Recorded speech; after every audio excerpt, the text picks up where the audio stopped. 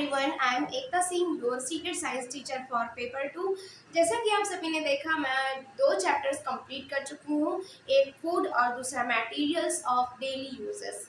ठीक है, यानी कि पहला चैप्टर हमारा हिंदी में भोजन और दूसरा चैप्टर मैंने कंप्लीट किया दैनिक उपयोगी पदार्थ।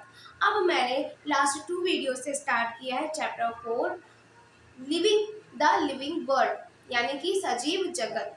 ठीक है, जिसमें कि हमने ये पढ़ा लास्ट वीडियो में कि हमारे जीवन की और जो भी ऑल लिविंग ऑर्गेनिजम्स हैं उनकी लाइफ का बेस क्या है। ठीक है, उन फंक्शनल भी देखूँ तो स्ट्रक्चरल भी देखूँ तो क्या बेस है।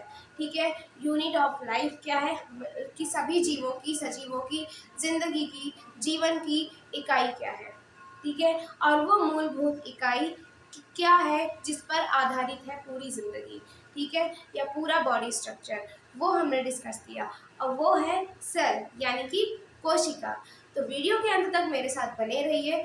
आज भी हम सेल के से रिलेटेड जो भी 2-4 पॉइंट्स रह गए उसके फीचर के, वो आज हम डिस्कस करके इसको टॉपिक को कंप्लीट करने वाले हैं। फर्दर टॉपिक होगा हमारा कंपोनेंट्स ऑफ सेल। ठीक है, यानी कि सेल के कोशिका। चलिए बात करते हैं आगे की। ठीक है, तो वीडियो के अंत तक मेरे साथ बने रहिए। इंग्लिश में मैंने लिखा है पर मैं बाइलिंगुअली एक्सप्लेन करती हूँ, हमेशा की तरह आज भी करने वाली हूँ। तो मेरे साथ वीडियो में बने रहे, कोई भी पॉइंट स्किप ना हो, आपको स्ट्रॉन्ग नॉलेज मिलेगी। वैसे भी मेरा ज़्यादा लॉन्ग वीडियो नहीं होता है। आइए स्टार्ट करते हैं। सेल में हमारा अब नेक्स्ट पॉइंट है कि अमीबा। अमीबा क्या करता है? Change its shape. अपना शेप क्या करता है? चेंज करता है। यानी कि जो अमीबा है जो कि प्रोटोजोआ संघ का प्राणी है, फाइलम प्रोटोजोआ का ऑर्गेनिज्म है। ठीक है, ये अपने शेप को यानी कि अपने आकार को क्या करता है? चेंज करता है, यानी परिवर्तित करता है। ठीक है, इट्स मतलब अपने ड्यू टू क्या रीजन है ऐसा करने का? Formation of pseudopodia. Formation of pseudopodia, formation यानी कि बनने के लिए किसके? स्यूडोपोडिया के। स्यूडोपोडिया क्या होता है? स्यूडोपोडिया होता है, मैं आपको बता दूं कि स्यूडोपोडिया होता है, स्यूडोपोडिया आइए यहाँ पर समझते हैं। स्यूडोपोडिया,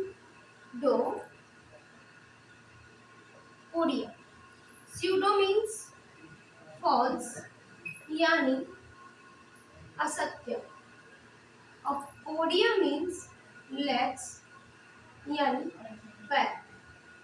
ठीक है, मतलब कि कहने का ये है कि अमीबा में चलने के लिए ओरिजिनल लेग्स नहीं होते हैं, लेकिन लेग्स की तरह यानी चलने के लिए उनमें एक मूवमेंट के लिए एक ऑर्गन होता है। ठीक है, जिसे स्यूडोपोडिया कहते हैं, यानी कि उसके जैसा होता है। ठीक है, इसीलिए हम इसको असत्य कहते हैं कि पूर्णतया वो विकसित नहीं है, लेकिन जैसा भी है छोटा मोटा ऑर्गन, उससे वो अपना मूवमेंट करते हैं अमीबा। ठीक है, तो इसलिए इसे हम स्यूडोपोडिया कहते हैं। आइए आगे की हम बात करें। ऊपर तो स्यूडोपोडिया, आई होप आपको समझ आया होगा। हिंदी में भी इसे कहते स्यूडोपोडिया ही है। मैं यहाँ पर लिख दे रही हूँ स्यूडोपोडिया। ठीक है, ध्यान रखिएगा स्यूडोपोडिया की स्पेलिंग पी साइलेंट होता है। चलिए ये टॉपिक हमारा ये पॉइंट हमारा क्लियर हो गया। नेक्स्ट पॉइंट की बात करें, WBCs in human beings also changes. What is WBCs? WBCs means white blood cells. यहाँ पर लिख दे रही हूँ, WBCs means white blood cells. ठीक है, चलिए human beings, WBCs in human beings यानी कि ह्यूमन बींग्स में, यानी कि मानवों में जो व्हाइट ब्लड सेल्स होते हैं, श्वेत रुधिर कणिकाएं होती हैं। क्या कहते हैं? श्वेत रुधिर कणिकाएं। कणिकाएं भी कह सकते हैं, कोशिकाएं भी कह सकते हैं, दोनों ही सही है। ठीक है, ठीक, हाँ। देयर शेप्स, कि जो ह्यूमन बीइंग में, मानव में पाई जाने वाली श्वेत रुधिर सेल्स, कोशिकाएं होती हैं, यानी कि व्हाइट ब्लड सेल्स होती हैं, वो भी अपने शेप को परिवर्तित करती हैं, अपने आकार को परिवर्तित करती हैं, अपने शेप को चेंज करती हैं। ठीक है, नेक्स्ट पॉइंट हमारा, despite there complexity and variety, यानी कि जो सेल्स हैं, इन्हीं सेल्स के ही थ्रू सभी की बॉडी में क्या होते हैं, कॉम्प्लेक्सिटी और वैरायटी होती है, यानी कि जटिलता और विभिन्नताएं पाई जाती हैं। ठीक है, ऑल लिविंग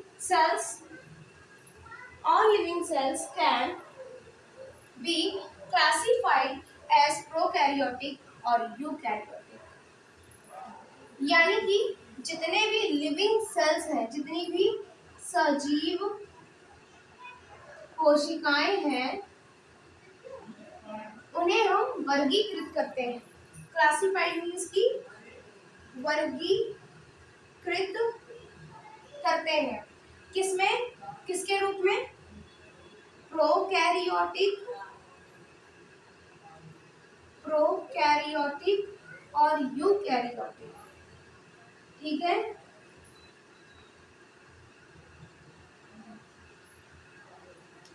ठीक, आई होप आपको इतना पॉइंट क्लियर हुआ होगा। कॉम्प्लेक्सिटी मतलब जटिलता, आप वीडियो को पॉज करके जूम करके देख लीजिएगा। वैरायटी मतलब विभिन्नताएं या अंतर।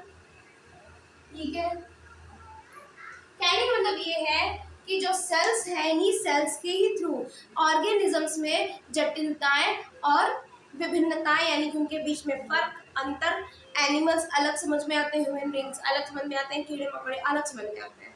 तो ये जो ऑर्गेनिजम्स में वैरायटी है, ठीक है, ये सेल्स की वजह से होती है। ठीक है, और जितने भी लिविंग सेल्स हैं, ऑल लिविंग सेल्स, उन सभी लिविंग सेल्स को हम वर्गीकृत कर सकते हैं, क्लासिफाई कर सकते हैं एज प्रोकैरियोटिक और यूकैरियोटिक, प्रोकैरियोटिक अथवा यूकैरियोटिक के रूप में। ठीक है, आइए अभी हम बात करते हैं प्रोकैरियोटिक सेल्स के बारे में। What is type of prokaryotic cell? अगर मैं सिर्फ इस टर्म को मैं डिफाइन करूं तो आप देख सकते हैं ये 2 टर्म से मिलकर के बना है। First is pro and second is karyotic. ठीक है, pro means primitive type, karyotic means की ऑर्गेनिज्म, लिविंग ऑर्गेनिज्म, लिविंग्स। ठीक है, तो मीन्स की जो प्रिमिटिव टाइप के लिविंग ऑर्गेनिजम्स हैं, ठीक है, जो प्रिमिटिव टाइप की, उनके अंदर एक स्ट्रक्चर है, ठीक है, जो कि बॉडी को फॉर्म कर रही है, ठीक है, बॉडी को शेप और साइज दे रही है, ठीक है, वो सेल्स है। ठीक है, अब ये प्रोकैरियोटिक कैसे, हमने इनको प्रिमिटिव टाइप क्यों कहा, आइए आगे देखते हैं। Lack nucleus and membrane bound cell, यानी कि इनमें क्या होता है, न्यूक्लियस नहीं होता है।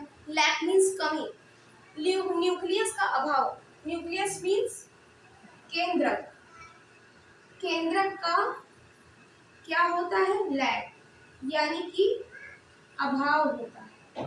ठीक है, यानी केंद्रक होता तो है लेकिन केंद्रक नहीं होता, केंद्रक जैसा होता है। अभी बताती हूँ। मेम्ब्रेन बाउंड सेल्स, यानी कि जैसा सेल है, सपोज ये एक सेल है, ठीक है, और इसके अंदर इस तरह से न्यूक्लियस दिया है, तो ये न्यूक्लियस कैसा है, प्रिमिटिव टाइप है। न्यूक्लियस कैसा है, प्रिमिटिव टाइप है। अगर इसी न्यूक्लियस में क्या होती, ऊपर से एक लेयर होती, ये ऐसे बंद होता, एक कवरिंग के अंदर में बंद होता, तो हम इसे मेम्ब्रेन, ध्यान लिखते नीचे लिख दे रहे, इसे हम कहते मेम्ब्रेन बाउंड सेल।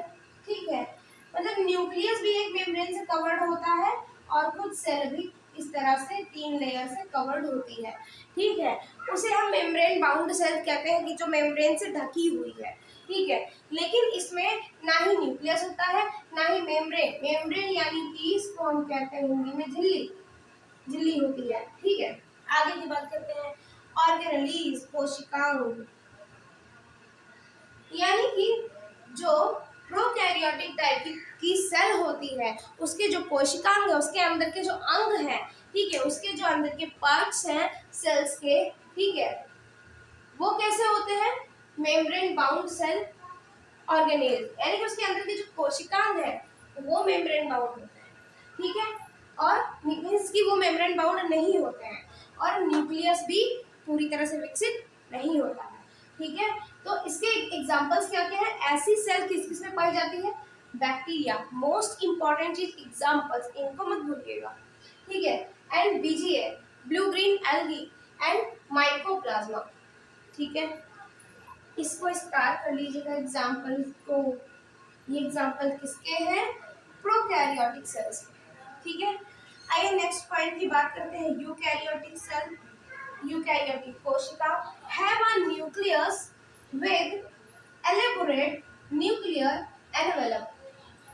अभी जो ये मैंने बनाया है ये यूकैरियोटिक सेल है, क्योंकि देखिए ये मैंने न्यूक्लियस बनाया, उस पर मैंने कवरिंग चढ़ा दी, तो ये यूकैरियोटिक हो गई। अब यही अगर ये कवरिंग ना हो, ना ही सेल में हो कवरिंग और ना ही इसमें हो, तो क्या ये यूकैरियोट होगी? बिल्कुल नहीं होगी। ये हर चीज क्या है? इसकी लैक है, इसकी अभाव है, तो ये क्या हो जाएगी? प्रोकैरियोटिक हो जाएगी। कैसी हो जाएगी? प्रोकैरियोटिक हो जाएगी, ठीक है। आई होप आपको फर्क समझ में आया होगा।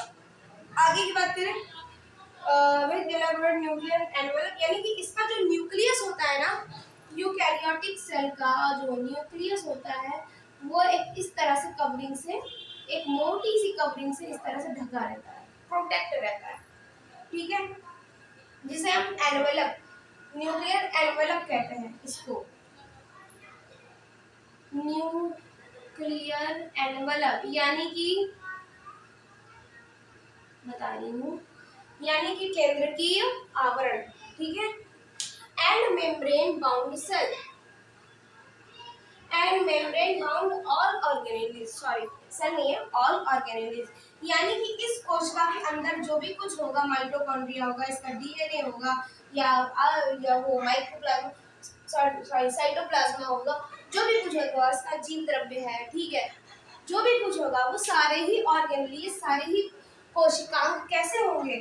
मेम्ब्रेन बाउंड होंगे। कैसे होंगे? मेम्ब्रेन बाउंड, यानी कि एक कवरिंग के झिल्ली के अंदर पैक रहेंगे, ठीक है। एग्जाम्पल, इस टाइप के यूकैरियोटिक कोशिका कौन कौन से ऑर्गेनिजम्स में पाई जाती है? आइए देख लेते हैं। एल्गी, एल्गी में होते हैं, ऑल एल्गी में होते हैं, लेकिन except the BGA, blue green algae, blue green algae को छोड़ करके बाकी सारे एल्गी के फॉर्म्स में होते हैं, ठीक है। And fungi and mammals, mammals में आपको पता होगा कि स्तनधारी ऑर्गेनिज्म आते हैं, ठीक है। तो ये हमारा था आज का कंटेंट, ठीक है। आई होप आपको यहाँ तक क्लियर ही हो गया होगा। हिंदी और इंग्लिश दोनों लैंग्वेजेस में मैंने बाइलिंगुअली आपको एक्सप्लेन किया। यहाँ से हमारे एमसीक्यूज बन के आते हैं कि जो WBC है क्या ये शेप चेंज कर सकती है, या फिर WBC शेप चेंज करती है तो किस ऑर्गेनिज्म की, उसमें नेम लिख के आएगा, ठीक है, काउ, बफेलो, ह्यूमन बीइंग वगैरह वगैरह, ठीक है। तो आपको ह्यूमन बीइंग्स में टिक करना होगा। फिर अमीबा, अमीबा के पास, मेरा मार्कर मिल गया, कोई बात नहीं, focus on the board. Amoeba के पास, अमीबा क्या करता है? वो भी अपना शेप चेंज करता है। उसके पास मूवमेंट के लिए कौन सा ऑर्गेनिज्म होता है? स्यूडोपोडिया होता है, ठीक है। डिस्पाइट देयर कॉम्प्लेक्सिटी, हाँ, और जो सेल्स हैं उनकी चलिए कॉम्प्लेक्सिटी और वैरायटी होती है। लिविंग सेल को हम 2 फॉर्म में क्लासिफाई करते हैं, प्रोकैरियोटिक एंड यूकैरियोटिक सेल्स, ठीक है। प्रोकैरियोटिक सेल्स हमारी किस किस में होती है? Bacteria, blue green algae, mycoplasma. और यूकैरियोटिक सेल्स हमारी किस किस में होती है?